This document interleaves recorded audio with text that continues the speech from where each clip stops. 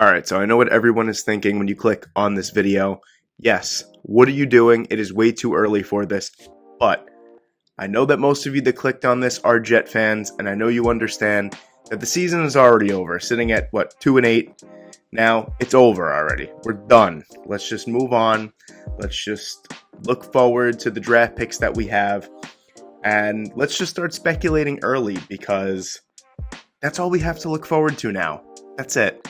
So that's actually what I'm here for. I want to come at you guys with a early Jets 7-round mock draft.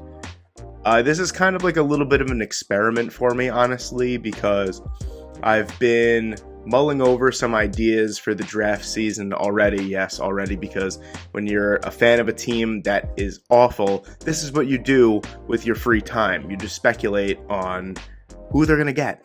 So now with the Jets sitting at pick number 2 and pick number 5 in the first round, I thought that this would be a perfect time.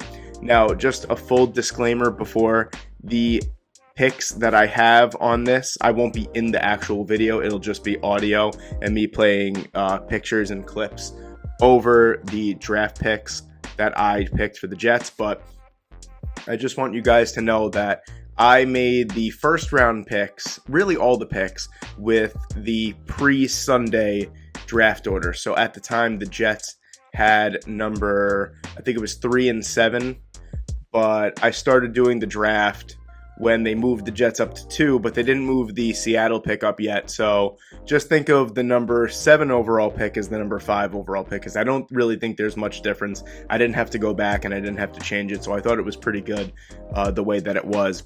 I figured since the Jets are my favorite team and the Jets are basically out of it and their season is over, I figured I'd workshop the idea and just give you guys my full early 7-round New York Jets mock draft. So before I start, if you enjoy the content and you're new to the channel, please subscribe, please like the video, please comment. Any sort of engagement will do. It helps the video perform way more than you know, and I appreciate it wholeheartedly. Thank you so much. So without further ado, here's my 7-round full 2022 New York Jets mock draft. I hope you guys enjoy. Let me know what you guys think. Thank you for watching. Kicking off the full 7-round mock draft with the 2nd overall pick, I got the New York Jets taking Aiden Hutchinson, edge from Michigan. If the NFL draft actually was today, Gang Green would have the number 2 overall pick for the 2nd year in a row. So not exactly ideal. With a pick this early, you need an instant impact game changer that could start right away. Hutchinson is an athletic freak at 6'6", 270 pounds, with the body control and fluidity of a man 50 pounds lighter than him. He has really broken out so far this season in the pass rushing department, with 9 sacks so far. The Jets' pass rush has been pretty non-existent in 2021, and they've really struggled to generate any resistance against the run. Hutch has a high motor and consistently rallies to the plays outside the numbers, showcasing his pursuit and athleticism. Adding Hutch to a line that has John Franklin Myers, Quinnen Williams, and a returning Carl Lawson would improve the pass rush immensely. With the Jets' next pick at number 5 in the first round, I have them taking Tyler Linderbaum, offensive lineman from Iowa. If you are here because you're a Jet fan, I don't have to tell you about how poor the interior of the offensive line has played, minus Elijah Vera Tucker.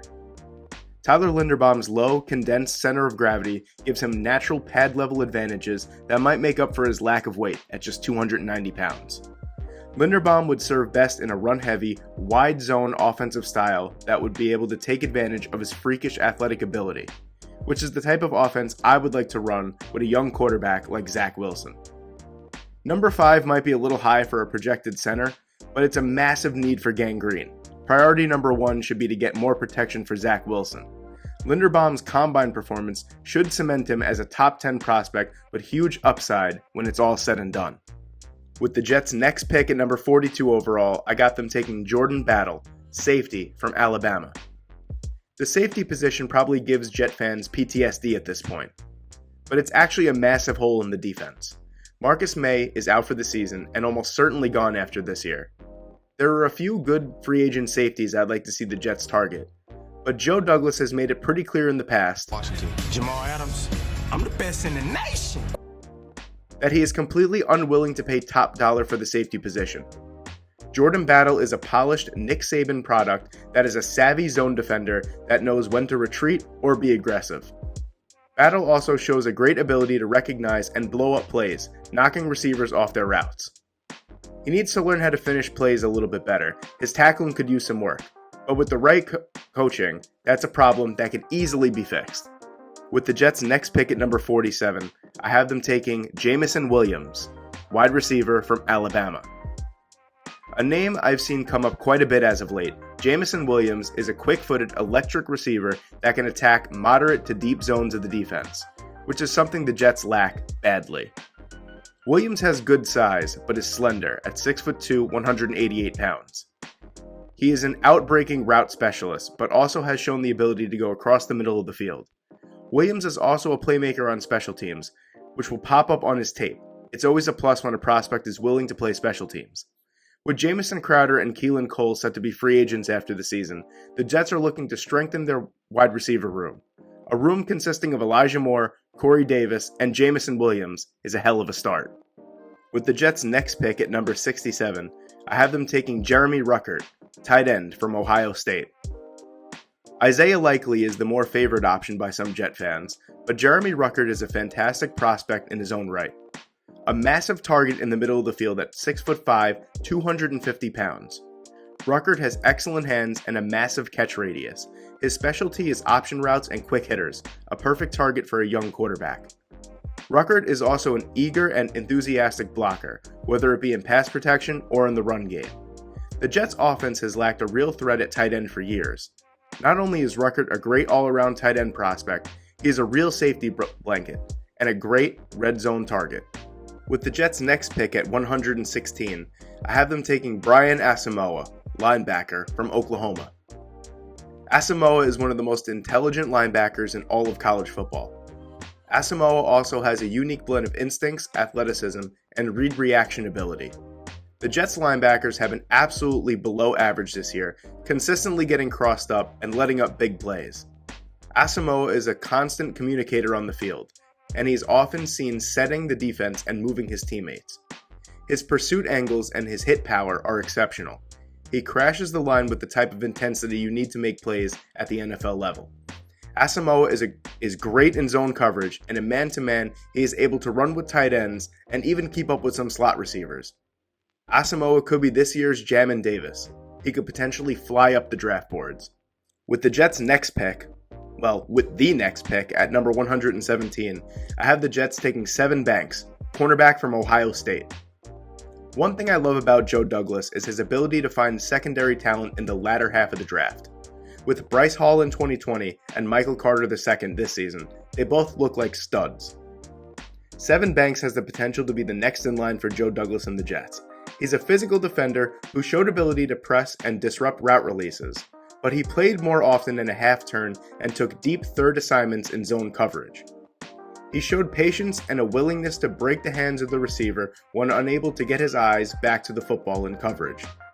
Banks has shown his versatility by taking snaps out wide and in the slot positions, also traveling with his man. His stock has taken a bit of a hit. Banks has demonstrated some late recognition of the ball being thrown his way, giving up some chunk plays. But he's got all the tools to be a top 32 pick, and he would be a steal at this point in the draft. With the Jets' next pick at 152, I have them taking Zamir White, running back from Georgia. White is a great downhill runner who runs decisively in between the tackles. White also has displayed the athleticism and agility to be a problem in the open field. White offers the Jets a nice contrast to budding superstar running back Michael Carter. As Carter is speedy and elusive behind the line with outside zone concepts, White could burst through the line straight away and get to the second level of the defense. The NFL seems to be trending towards a 2 or 3 headed monster in the backfield. If the Jets can get White, they could be well on their way to having just that. And with the Jets' last pick for now in the 2022 NFL Draft at number 167, I have them taking Obinna Eze, offensive tackle from TCU. Eze is a behemoth of a human at 6'8", 334 pounds. Eze is a bit of a green prospect, but his intangibles and scheme fit might be too much to pass up at this point in the draft. An aggressive down blocker, he has lots of success when asked to cave into the edges of the defense.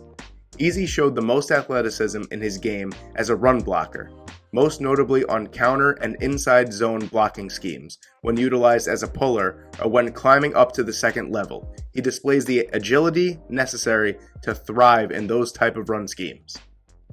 Imagine bookending your offensive line with Mekhi Becton and Obinna Eze, Joe Douglas's dream scenario.